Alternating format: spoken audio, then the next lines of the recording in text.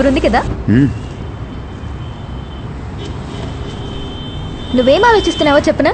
కొత్త కార్, కొత్త డ్రెస్, పక్కనే ఒక అమ్మాయి, ఇవన్నీ ఏం చేద్దామా అని ఆలోచిస్తున్నావు. కరెక్టా? వావ్ చాలీ, నా పేరు నీకు తెలుసు, నేనేం పని చేస్తున్నాను, నువ్వు నాకు ఎలా తెలుసు, నేను నిన్ను ఎందుకు ఫాలో అవుతున్నాను, ఇవన్నీ నీకు తెలియదు కదా. తెలీదు. సరే, నేను ఇప్పుడు ప్లేస్కి వెళ్తున్నాను, నువ్వు నాతోనే ఉండు, ఒక్కొక్కటిగా అన్నీ నీకే తెలిసిపోతాయి. ఓకే? ఓకే.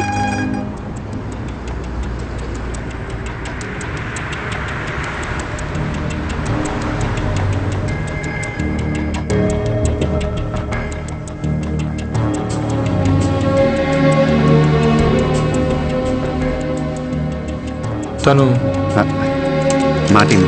Oh come.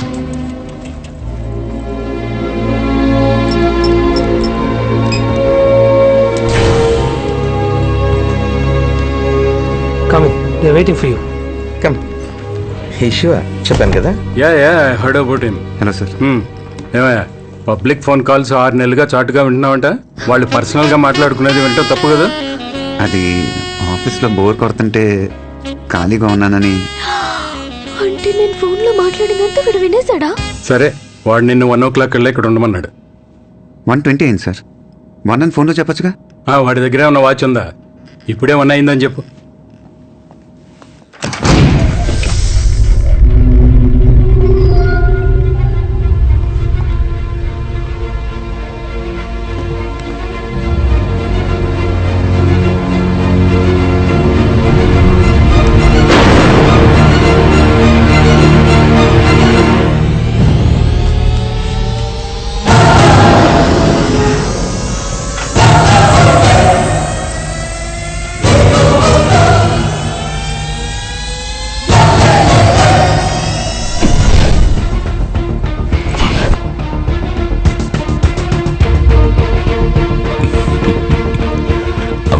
బాగున్నారా?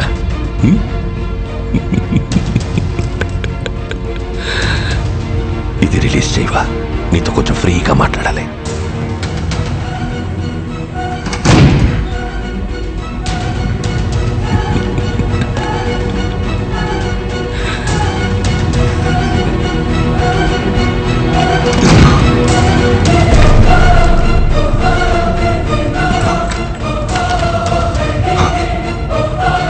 చెప్పు, అది ఏ హాస్పిటల్, వాడి పేరేంటి?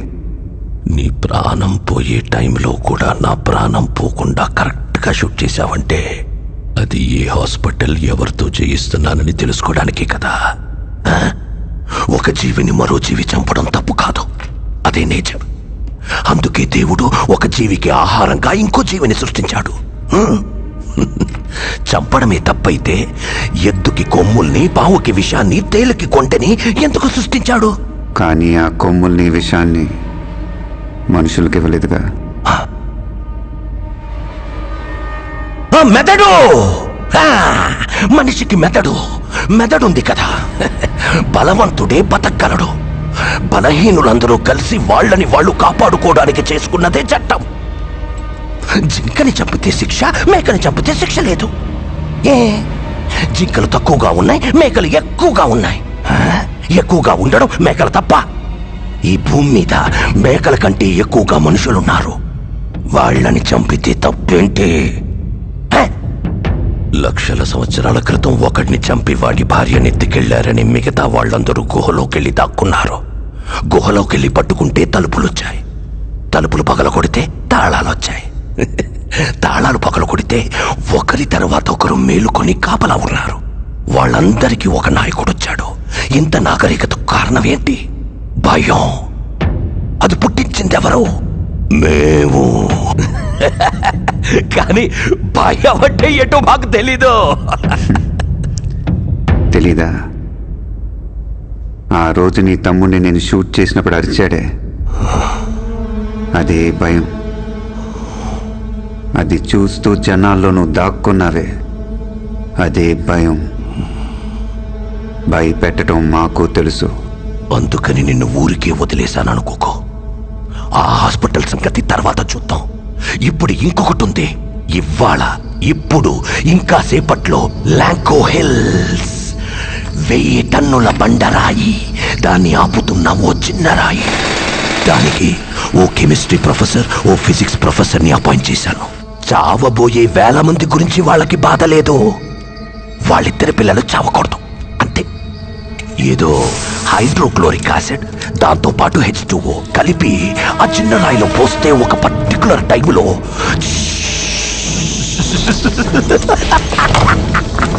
ఆ చిన్న రాయి పొడి పొడి అయిపోతుంది. అందువల్ల సపోర్ట్ లేకుండా ఉన్న పెద్ద రాయి ఏమవుతుంది?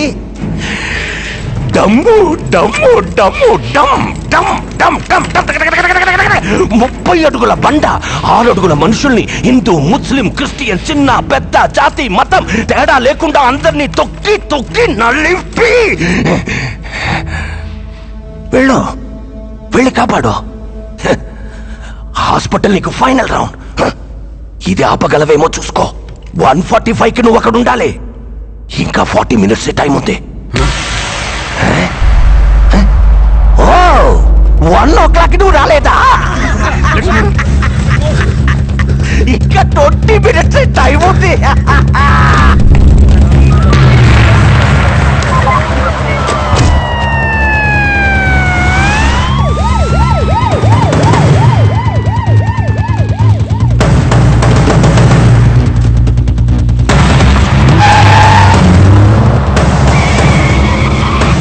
సీట్ బెల్ట్ పెట్టుకో.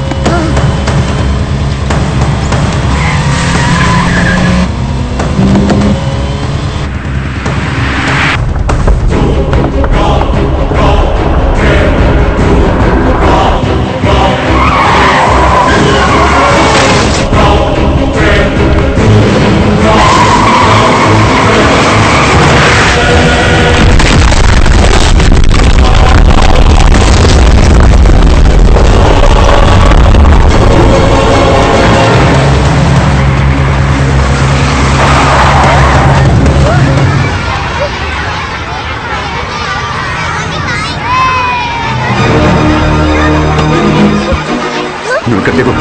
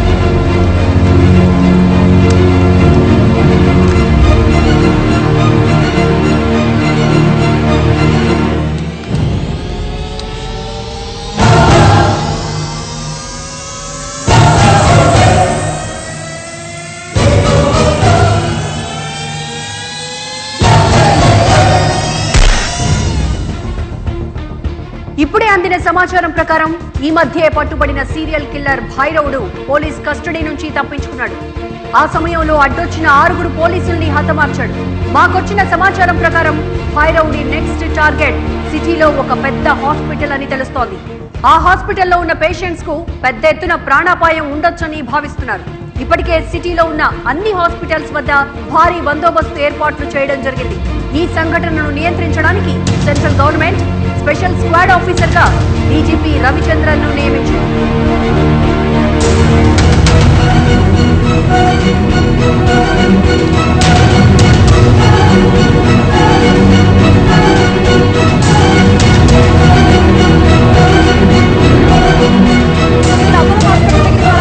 జనాలు భయంతో ఉన్నారు.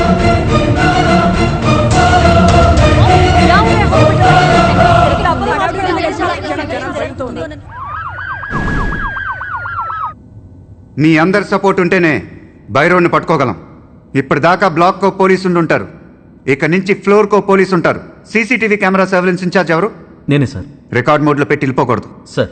రికార్డ్ అయ్యేది లైవ్లో వాచ్ చేయాలి. Okay sir. ఎవరి మీద డౌట్ వస్తే ఇమీడియట్గా ఫ్లోర్ పోలీస్కి వాకీలో ఇన్ఫార్మ్ చేయాలి. ఓకే. ఇక్కడ అపోలో హాస్పిటల్ దగ్గర చాలా హడావుడిగా ఉంది రజని. Out patients తగ్గిపోయారు. చాలా ఎమర్జెన్సీ ఉన్న కేసులు మాత్రమే తీసుకుంటున్నారు. హాస్పిటల్లో ఏదో జరగబోతుందని తెలియటం వల్ల ప్రతి క్షణం జనాలు భయంతో ఉన్నారు. ఈ సంఘటన జరగకముందే పోలీసులకు అరెస్ట్ చేయాలని ప్రజలు కోరుతున్నారు.